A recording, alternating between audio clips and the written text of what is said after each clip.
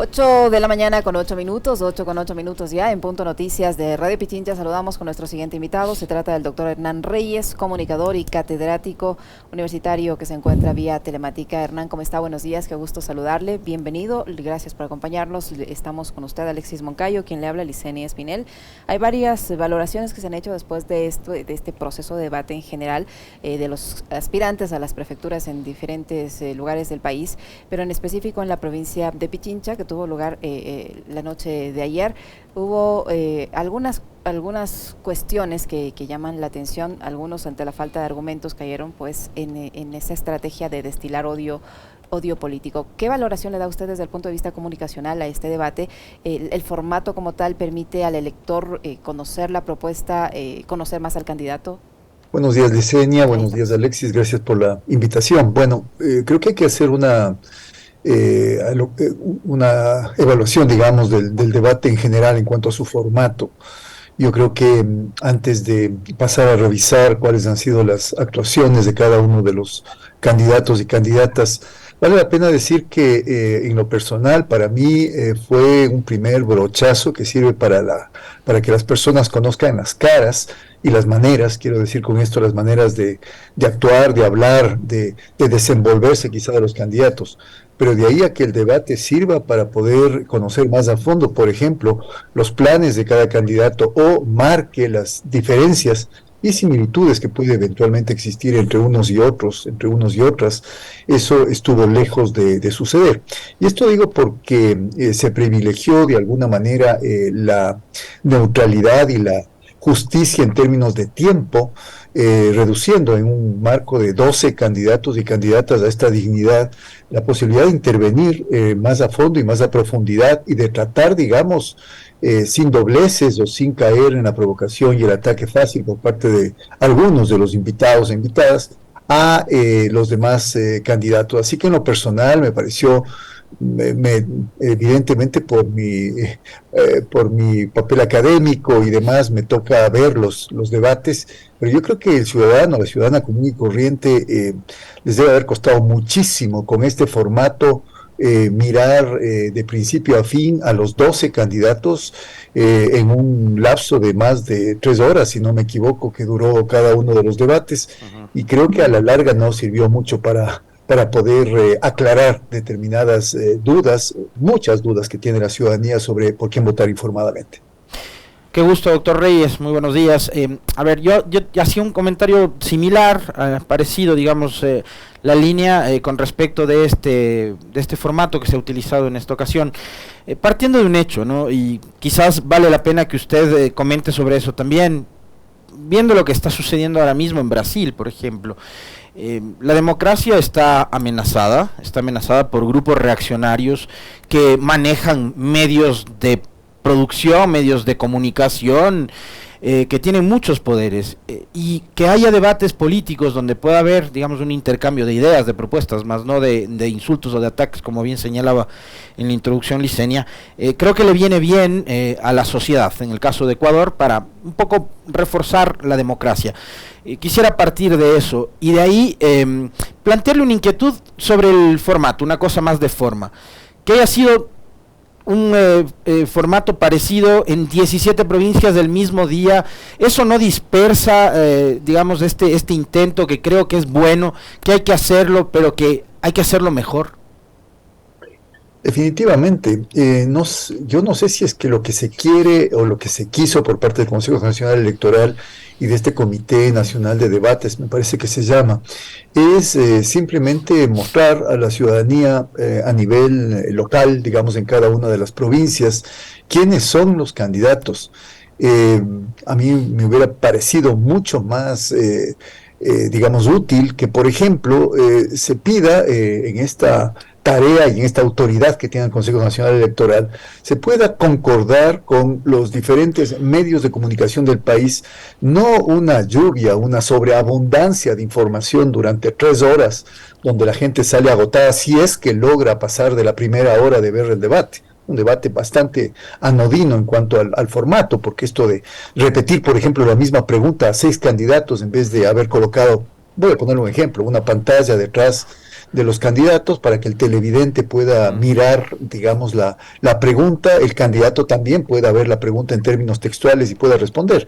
La moderadora repetía 6 veces la pregunta, la moderadora repetía 6 veces que el candidato ya podía empezar a hablar, etcétera. Entonces yo digo, ¿por qué no haber llegado a un acuerdo con medios de comunicación para hacer primero un proceso más expandido, más largo, y que si se quiere realmente generar un debate implica dos cosas, un debate implica el planteamiento de una postura, implica una interpelación, y voy a referirme a este tema posteriormente, e implica una respuesta, eso implica un debate.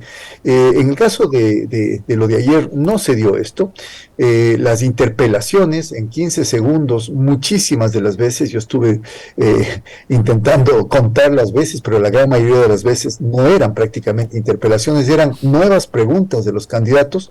Eso, por ejemplo, implicaba que no conocían los planes ni quizá las debilidades de los planes propuestos por los candidatos adversarios, por los candidatos rivales, por lo tanto se limitaban a hacer una pregunta, y muchas veces esos espacios de interpelación sirvieron para atacar a otros candidatos que no estaban siquiera en esta pareja que salió sorteada según se dijo, para hacer la interpelación y hacer la respuesta.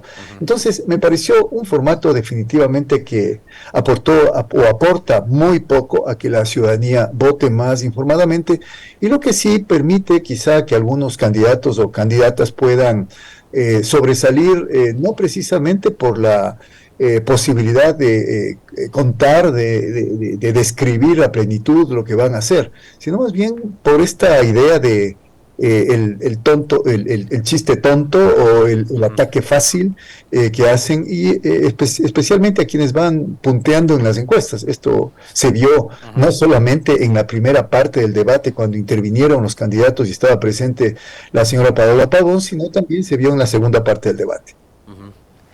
Ya de acuerdo, en lo que tiene que ver, Hernán, a la participación, a la exposición como tal de las propuestas de los candidatos, ¿le quedó sonando alguna propuesta o esto se convirtió, como consideran muchos, en una especie de catarata de reclamos hacia la actual administración de la prefectura de Pichincha, en un ataque permanente y constante, en un derroche de odio político, porque no había argumentos?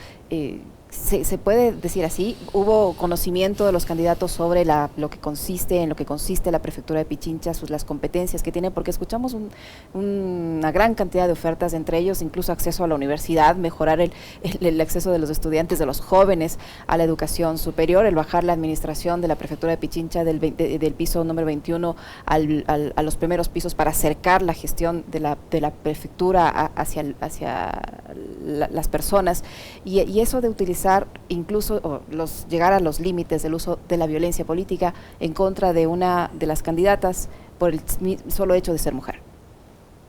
Así es, me parece, por ejemplo, solamente para empezar evaluando los 4 temas, los 4 ejes temáticos que se escogieron para las preguntas, me parece que son los obvios, pero no son los suficientes. Por ejemplo, no se trabajó el tema de cultura y educación. Y en este espacio de debate, que fue más bien un espacio de estruendo, porque fue tanta información durante 3 horas, que yo creo que y sería bueno quizá que las encuestadoras pudieran hacer, y de hecho algunas quizá lo están haciendo, un estudio, un análisis de lo que es la respuesta, la recepción de la ciudadanía de este debate. Yo creo que con tanta información, con esta lluvia de información que se dio, la gente tiene muy poca noción de qué es lo que dice cada candidato, y más bien lo que siguen apareciendo son la idea de figuras personales, o al menos yo diría el modus operandi de cada candidato. Atacar permanentemente, como lo hizo por ejemplo el señor Del Pozo, que una actitud de enorme arrogancia empezó a atacar, ¿no? Es decir, a la actual prefecta, y se limitó a hacer eso porque seguramente sus asesores le dijeron que eso es lo que le podía hacer ganar más imagen e impacto. No significa que al menos mínimamente información sobre su plan integral, por ejemplo, de seguridad, o su plan de vialidad pueda ser conocido por la ciudadanía. Entonces, elementos como este yo creo que desdicen, diría yo, quizá la buena intención que tiene el Consejo Nacional Electoral de que la gente pueda votar más informadamente. Yo sigo manteniéndome en la idea de que estas próximas elecciones, tal como están dadas las reglas de juego, los procedimientos, los tiempos inclusive para poder hacer llegar a la ciudadanía información adecuada, los medios para hacer llegar a la ciudadanía información adecuada. Muchos medios de comunicación se han limitado a hacer entrevistas o a publicitar a determinados candidatos en desmedro de otros.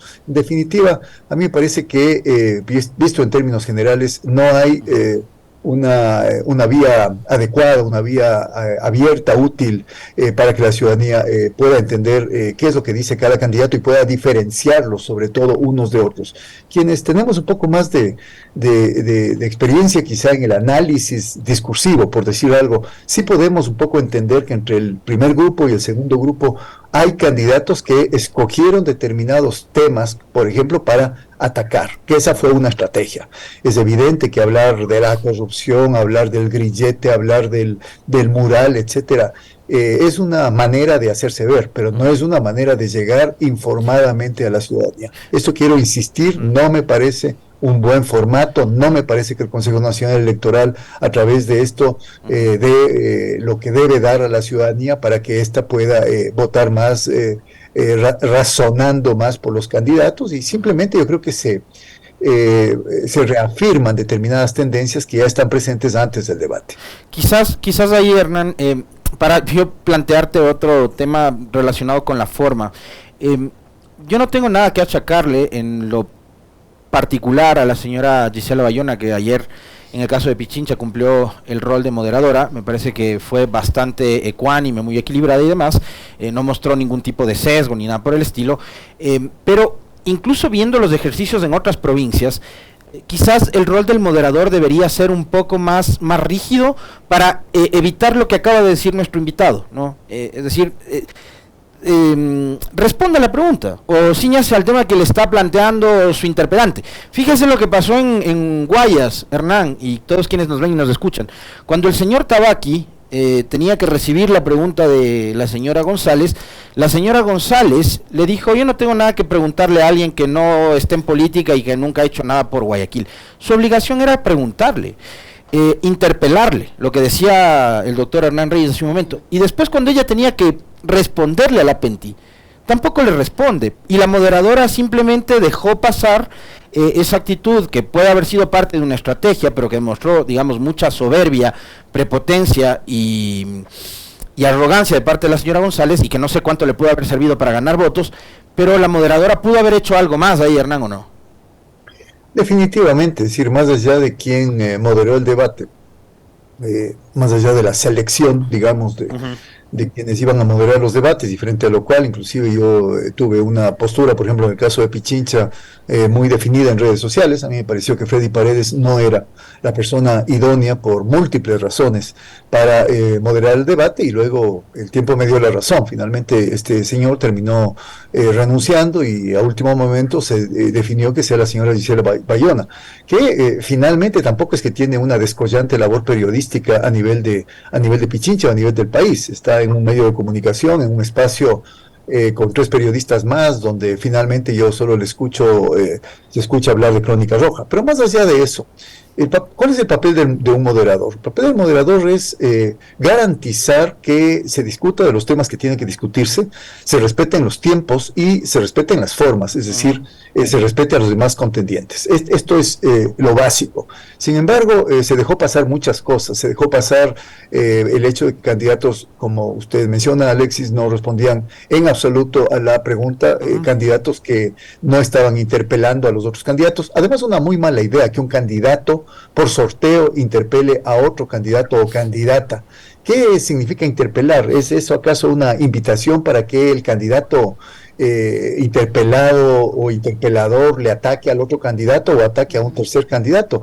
Yo creo que la interpelación debía haber sido una tarea del moderador o moderadora en otro formato completamente distinto. Interpelar, por ejemplo, cuando las cifras que dan los candidatos o candidatas no concuerdan con la realidad. Interpelar cuando no responden a las preguntas que deben responder. Interpelar cuando están faltando al respeto a otro candidato o candidata. Nada de eso se dio, porque el formato es un formato donde podía estar cualquier persona, Gisela Bayona, cualquier persona, que se limitó simplemente a controlar tiempos y no a controlar que las respuestas se ciñan a lo pedido. Así que yo tengo, como digo, múltiples críticas, múltiples cuestionamientos y dudas sobre la utilidad que tiene finalmente este debate. En redes sociales tampoco hay mayor repercusión. Finalmente, Ecuador Chequea, por ejemplo, planteó unos pocos tweets desmintiendo o ratificando algunas cifras que dieron los candidatos de manera tremendamente aislada, lo cual tampoco sirve para mucho, y yo creo que el ciudadano y ciudadana se quedan nuevamente en babia, se quedan nuevamente como diciendo, ¿y ahora por quién votaré? Los indecisos yo no creo que hayan variado sustancialmente con respecto a esto, y esperamos que esto pueda modificarse, mejor dicho, habría sido bueno que esto pueda modificarse. Yo dudo mucho para el debate respecto, por ejemplo, a los candidatos y candidatas de la alcaldía de Quito y del resto de ciudades del país, porque finalmente el formato es tan rígido, el hecho por el Consejo Nacional Electoral, que podemos esperar exactamente lo mismo, sobre todo cuando el número de candidatos es similar. Ahora, Hernán, respecto, desde el punto de vista comunicacional, se puede generar confianza, credibilidad en las propuestas y en los ataques de todo lo que se escuchó ayer en el debate de los candidatos a la prefectura de Pichincha. Y le pregunto esto ¿por qué? Porque ayer escuchábamos coincidencias de la gran mayoría de los candidatos en el sentido de que ofrecían derogar una tasa de mantenimiento vial sin una propuesta para poder compensar lo que se dejaría de recibir por la eliminación de esta tasa, por un lado, y por otro escuchamos también a candidatos que se trataban de deslindar de todas las maneras posibles de quién es su mentor político o de la raíz política de la que vienen, dando incluso a entender que yo respondo por mis actos, pero cuando en momentos anteriores estaban de acuerdo con el incremento de impuestos, por ejemplo, y ahora tratan de eliminar una tasa de mantenimiento vial, por un lado negando su raíz política y acudiendo exclusivamente al ataque. Así es, un montón de limitaciones mostraron sobre todo algunos candidatos. Habría sido interesante si es que uno de los temas importantes era la derogación de esta tasa para mantenimiento vial, que alguna candidata por lo menos diga por qué quiere derogarla. Más allá del malestar que pudo haber significado, sobre todo movilizado por muchos medios de comunicación, el hecho de que se haya creado esta tasa. Afirmaciones fáciles como el hecho de decir es dinero que se está malgastando, no nos dicen nada. Si es que hubieran tenido cifras en la mano de cuánto significa la tasa, cuánto se ha invertido, etcétera, etcétera, listo, estamos de acuerdo. Pero hacer afirmaciones tan generales y a ratos tan falsas como, por ejemplo, la vialidad en Pichincha está destrozada. A ver, veamos. ¿En qué vías, en qué carreteras, por qué está así, qué pasa con el invierno? No, los candidatos no tenían esa información. Hubo candidatos que finalmente confundieron, por ejemplo, tomaron como otro caballo de batalla el tema de las protestas del 2019, y especialmente los candidatos de la derecha, el candidato Castillo, Andrés Castillo, y el candidato del Pozo, sobre todo el candidato Castillo en la segunda tanda de debate, hablaba siempre de vándalos. Se hablaba siempre inclusive habló de complicidad, de movilización directa desde la prefectura con respecto a las protestas. Es decir, yo creo que no sé si es un tema ya de la cultura política que está imperando en el Ecuador y que lamentablemente tiene en estos espacios su máxima expresión, pero a la larga yo creo que les interesa muy poco o nada a determinados candidatos que los electores finalmente sepan algo más de sus propias propuestas, que es lo mínimo que se puede pedir a un político. Si no les interesa lucirse o les interesa a ratos inclusive demostrar su supina ignorancia y su arrogancia. El candidato Gonzalo Pérez fue efectivamente lamentable la actuación, habló de cuyes, pasó hablando de cuyes durante hora y media. Hubo un candidato, el señor Jacinto Espinosa, quien yo evidentemente me pareció un muy buen arquero cuando jugaba fútbol, pero ahora ir de candidato, está bien, la democracia es eso, pero candidatos con tan pocas luces, cuando le preguntan esta pregunta tan rara, a qué otra autoridad usted admira? Autoridad de otra provincia, creo que le preguntaron, y él dice, admiro a mi padre, y se pasó hablando en la respuesta a su papá, no es ninguna autoridad.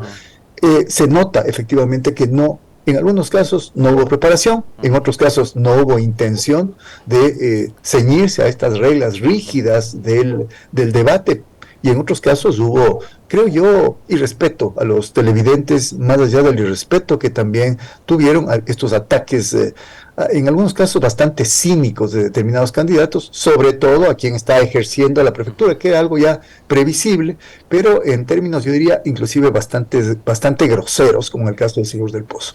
Esa última pregunta a la que se refiere el doctor Hernán Reyes, a mí me parece que se pudo haber aprovechado planteando otra temática, ¿no? Yo recordaba ayer con esa pregunta cuando en el debate presidencial en la primera vuelta hubo un cantante candidato que recitó unos versos de una canción suya, otro candidato que terminó saludándole por el cumpleaños a su esposa, o sea, bueno, se podía haber usado otro tema para cerrar mejor ese primer grupo. En ese grupo, doctor Reyes, estaban o están, digamos, en teoría los candidatos que están punteando las encuestas. Encuestas que circulan y que para mí no son ningún tipo de referente, ¿no? Yo no, a estas alturas no creo en las encuestas, pero estaban Paola Pavón, Guillermo Churuchumbi, que además es interesante, eso lo había manifestado en este espacio hace algunas semanas Agustín Burbano, que se podía dar un interesante debate de ideas entre dos candidatos que en apariencia al menos representan un sector político similar, parecido, con las mismas líneas argumentales o los mismos propósitos, etcétera, ¿no? La Revolución Ciudadana y Pachacuti, que están de alguna forma más cerca del progresismo, de centroizquierda y demás, ¿no? Las líneas de justicia social y demás. Y estaba el señor Del Pozo, que representa a la derecha y al gobierno.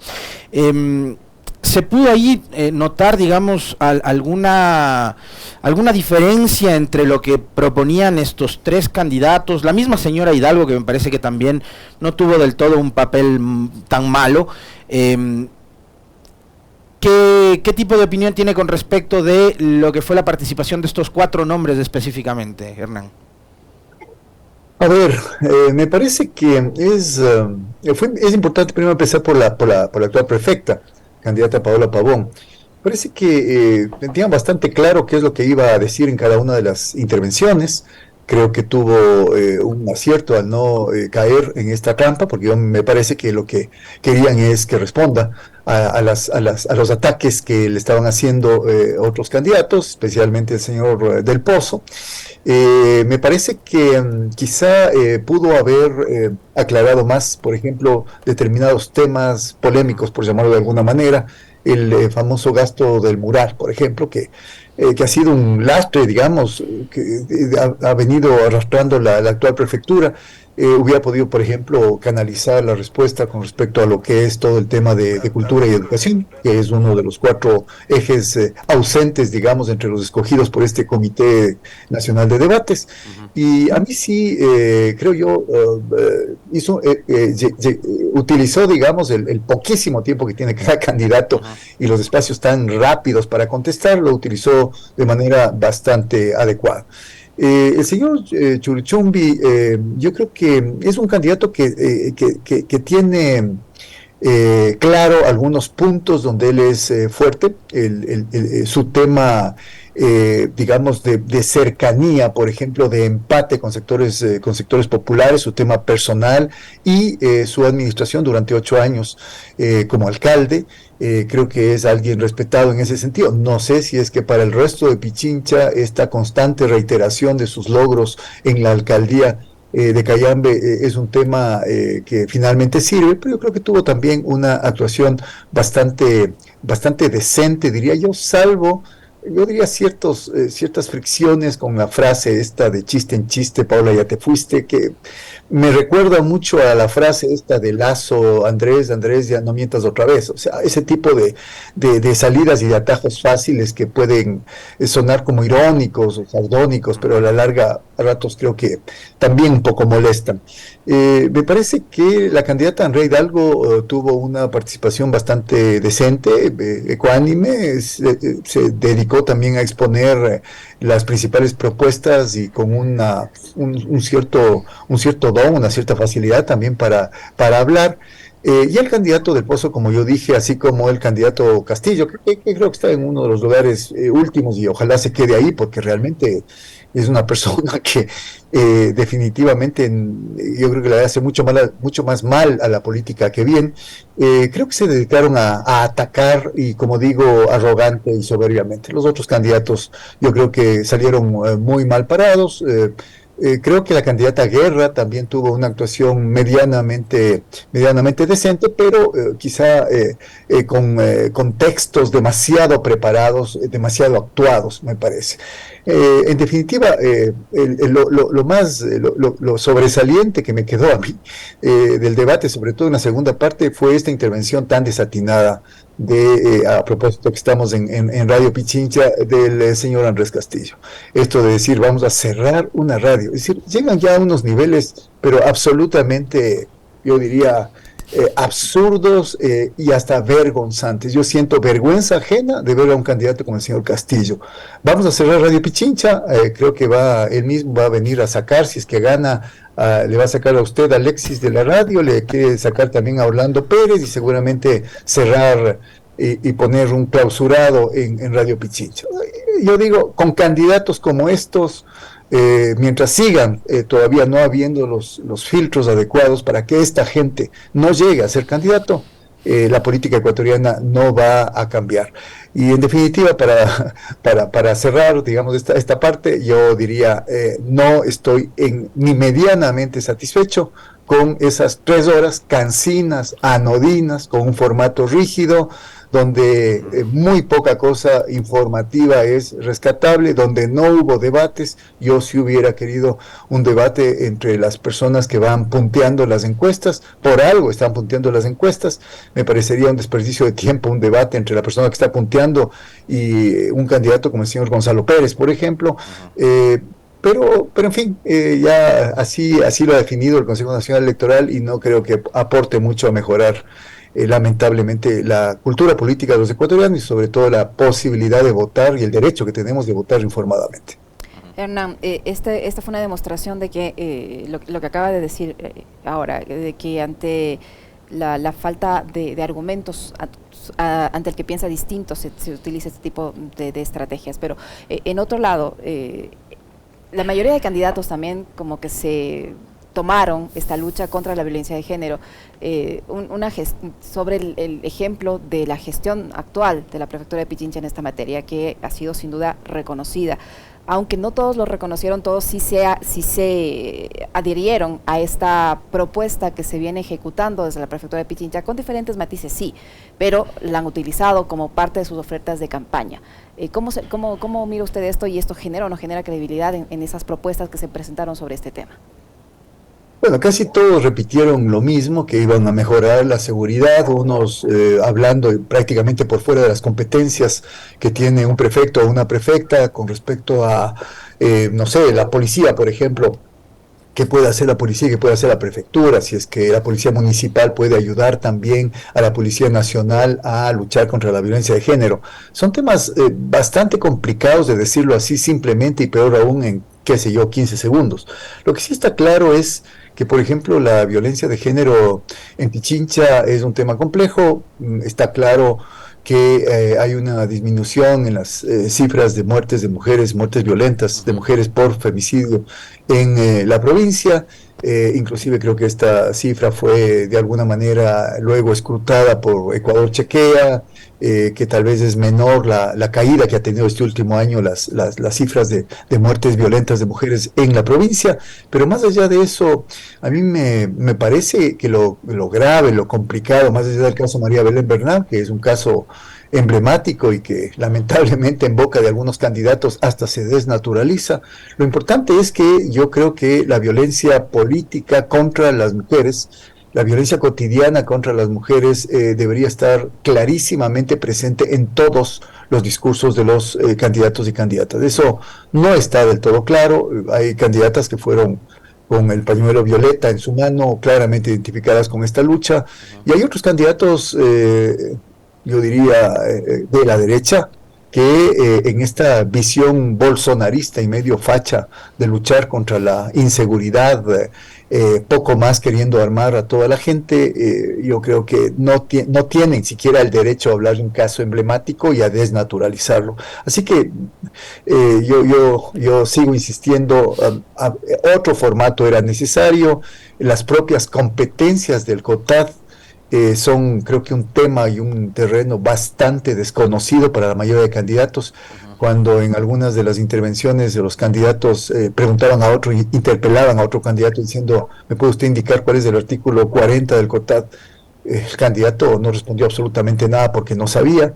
En definitiva, insisto, se puede encontrar muchas costuras, se puede hacer muchos cuestionamientos a este debate, y yo creo que ya queda en manos de los medios de comunicación, aquellos que están comprometidos con prestar algún tipo de servicio social, más allá de su condición de medios privados, por ejemplo, para que efectivamente sin o con el menor sesgo posible, porque ya sabemos que siempre hay sesgos en los medios de comunicación, con el menor sesgo posible puedan, digamos, abrir espacios de debate, justamente que nos gustaría a los pichinchanos conocer entre los candidatos y candidatas que tienen, que se han desempeñado quizá mejor en este primer debate o que tienen las mayores preferencias en unas encuestas preelectorales.